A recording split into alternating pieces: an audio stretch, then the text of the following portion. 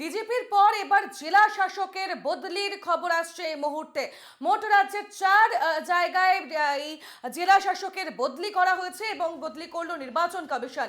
ফের একবার জানিয়ে রাখবো, ডিজিপির পর এবার জেলা শাসকের বদলির খবর। ভোটের আগে চার জেলার জেলা শাসককে বদলি করা হলো।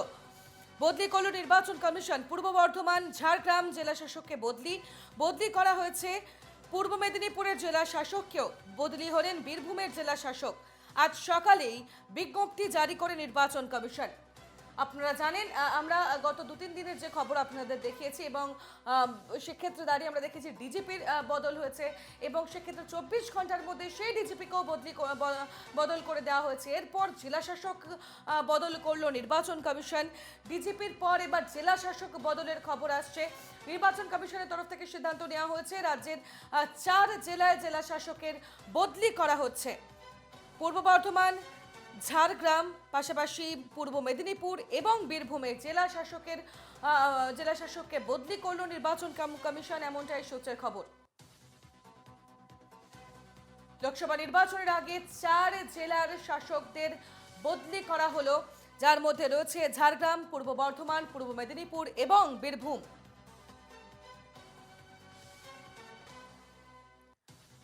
আপনারা জানেন, আমরা যে খবর আপনাদের দেখাচ্ছি গত 2-3 দিন ধরে, যে খবর আপনাদের আমরা দেখিয়েছি, নির্বাচন কমিশনের নির্দেশে কিন্তু ডিজিপি বদল করা হয়েছে এবং সেই ডিজিপির বদলে আবার 24 ঘন্টার মধ্যেও তার পরিবর্তন ঘটানো হয়েছে।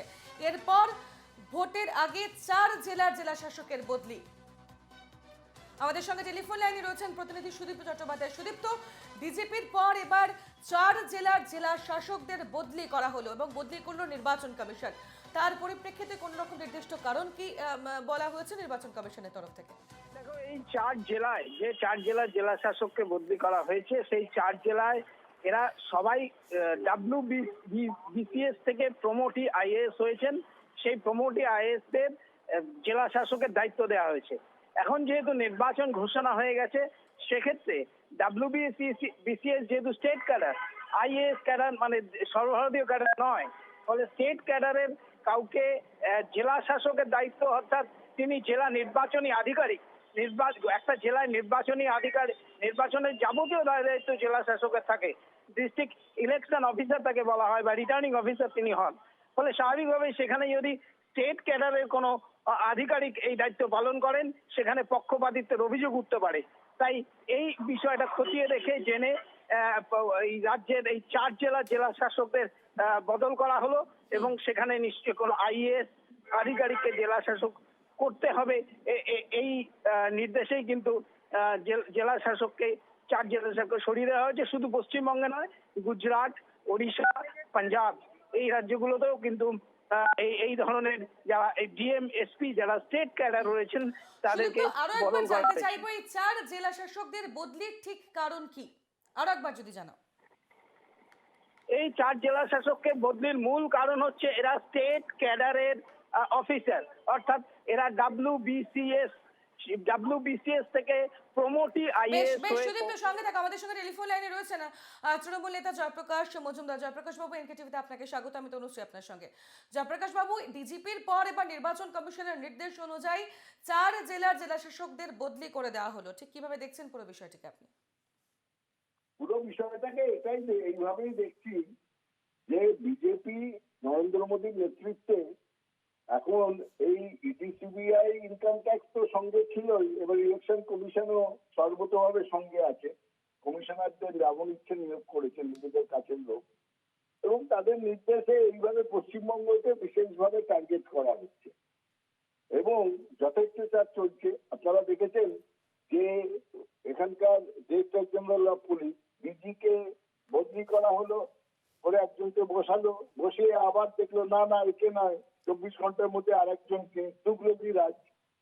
সুতরাং এই সবকিছুর মধ্যেই একটাই ব্যাপার ফুটে উঠছে যে জনসমর্থন নেই বলে এইভাবে ইলেকশন কমিশন আর অন্যদিকে ইনকাম ট্যাক্স, ইডি সিবিআই ইত্যাদিদের ব্যবহার করে একটা ত্রাসের সঞ্চার তৈরি করে নির্বাচন করতে চাইছেন মোদী।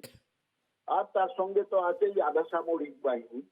কিন্তু এইসব করেও কি জনতার মন পাওয়া যাবে? একটা জেলা শাসক কিংবা পুলিশ সুপারিনটেন্ডেন্টকে বদল করলে সঙ্গে কি মানুষের মন চলে যাবে বিজেপির দিকে? মানুষের মন আছে তৃণমূল কংগ্রেসে মমতা বন্দ্যোপাধ্যায়ের সঙ্গে, সেটাই থাকবে। এসব হচ্ছে বেশ, বৃথা বেশ। চেষ্টা, তৃষ্ণা মেটাবারে হুম। জল ঢেলে ফুটা পাত্রে। এইসব মোদির এইসব কার্যকলাপে কোনো কাজ দেবে না। বেশ বেশ, ধন্যবাদ জয়প্রকাশ বাবু আমাদের সঙ্গে কথা বলার জন্য। টেলিফোন লাইনে ছিলেন তৃণমূল নেতা জয়প্রকাশ মজুমদার। ইতিমধ্যেই যে খবর এসে পৌঁছচ্ছে, ডিজিপির পর এবার 4 জেলার জেলা শাসকদের বদলি করল নির্বাচন কমিশন। আমাদের সঙ্গে টেলিফোন লাইনে রয়েছেন সিপিএম নেতা সুজন চক্রবর্তী। সুজন বাবু, এনকেটিভিতে স্বাগত। আমি তনুশ্রী আপনার সঙ্গে।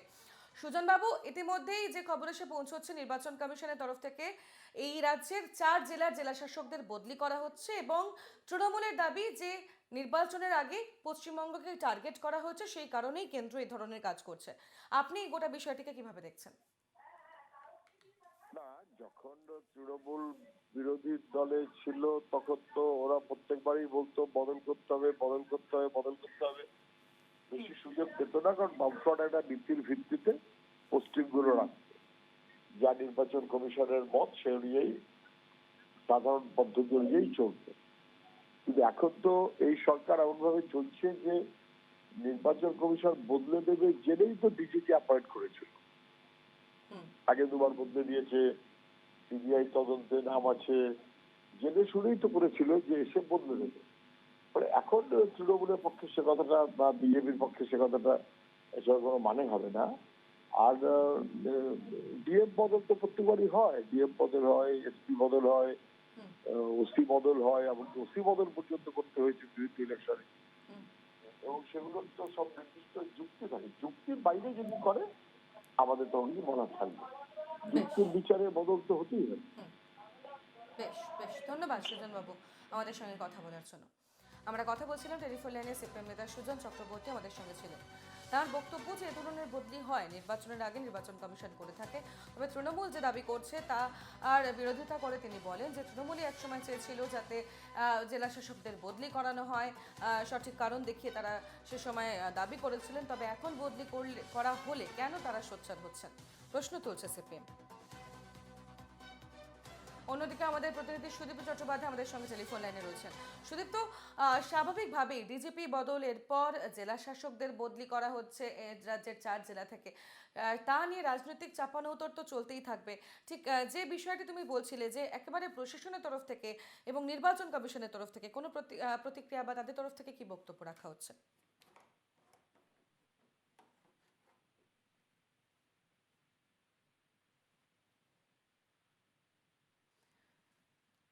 যান্ত্রিক গোলযোগের কারণে আমাদের সঙ্গে যোগাযোগ বিচ্ছিন্ন হয়ে গিয়েছে। আমরা আবারও যোগাযোগ করার চেষ্টা করব, তবে ফের একবার জানিয়ে রাখি ইতিমধ্যেই যে খবর এসে পৌঁছচ্ছে ডিজিপির পর এবার জেলা শাসকের বদলি। এ রাজ্যের 4 জেলা থেকে জেলা শাসকদের বদলি করা হয়েছে এবং পূর্ব যেমনটা জানা যাচ্ছে ঝাড়গ্রাম থেকে শুরু করে বীরভূম, এরপর পূর্ব মেদিনীপুর এবং পূর্ব বর্ধমানের জেলা শাসকদের বদলের নির্দেশ দিয়েছে নির্বাচন কমিশন।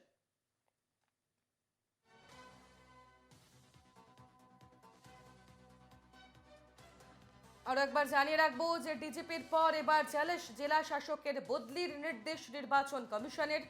ঝাড়গ্রাম, বীরভূম, পূর্ব মেদিনীপুর এবং বর্ধমানের অর্থাৎ পূর্ব বর্ধমানের জেলা শাসককে বদলের নির্দেশ দিয়েছে নির্বাচন কমিশন। আপনারা জানেন গত 2-3 দিন ধরে যে খবর একেবারে শিরোনামে উঠে এসেছিল ডিজিপি বদল নিয়ে, এবং আমরা দেখেছি সেক্ষেত্রে আমরা দেখলাম তাকে রাখা হলো এবং সেক্ষেত্রে পাশাপাশি তার ঠিক 24 ঘন্টা পরই তার বদল ঘটে, আরও একজন নতুন ডিজিপি হিসেবে নিযুক্ত করা হলো এবং তারপর এই মুহূর্তে আমরা দেখলাম একেবারে জেলা শাসকদের বদলি 4 রাজ্য থেকে, অর্থাৎ ঝাড়গ্রাম, বীরভূম, পূর্ব মেদিনীপুর এবং পূর্ব বর্ধমান, এই 4টি জেলা থেকে জেলা শাসকদের বদলি করল নির্বাচন কমিশন এবং তার নির্দেশ দেওয়া হলো। আমাদের সঙ্গে এই মুহূর্তে টেলিফোন লাইনে রয়েছেন বিজেপি নেতা জগন্নাথ চট্টোপাধ্যায়। জগন্নাথ বাবু, এনকেটিভিতে আপনাকে স্বাগত। আমি তনুশ্রী আপনার সঙ্গে। জগন্নাথ বাবু, এই গোটা বিষয়টিকে তৃণমূল বলছে যেটা নির্বাচনের আগে পশ্চিমবঙ্গকে টার্গেট করা হয়েছে এবং তা ইচ্ছে করে টার্গেট করছে কেন্দ্র, কি বলবেন?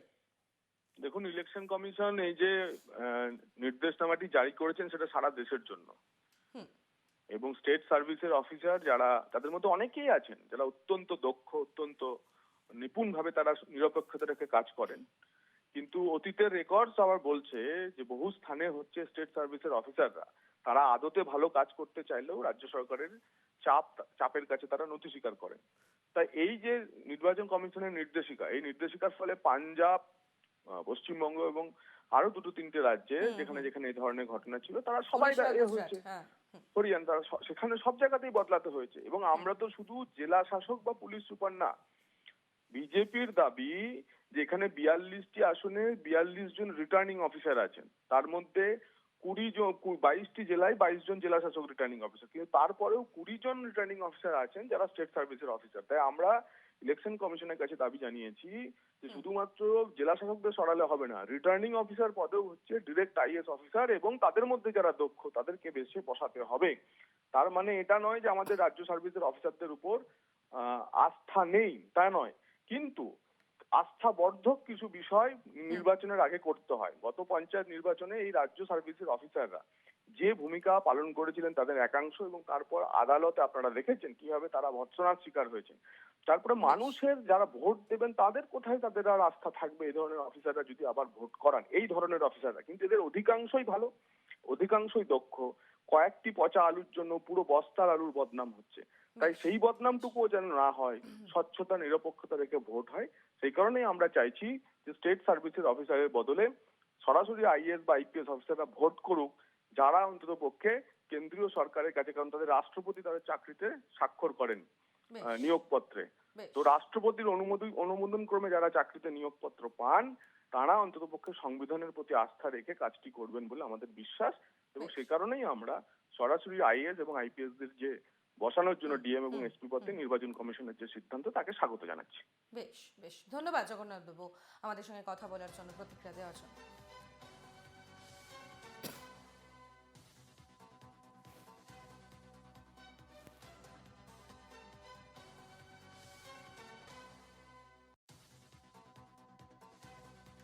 ডিজিপির পর এবার জেলা শাসকদের বদলি করা হলো পূর্ব মেদিনীপুর, পূর্ব বর্ধমান, ঝাড়গ্রাম এবং বীরভূমের জেলা শাসকদের, এবং বদলির নির্দেশ দেওয়া হলো নির্বাচন কমিশনের তরফ থেকে।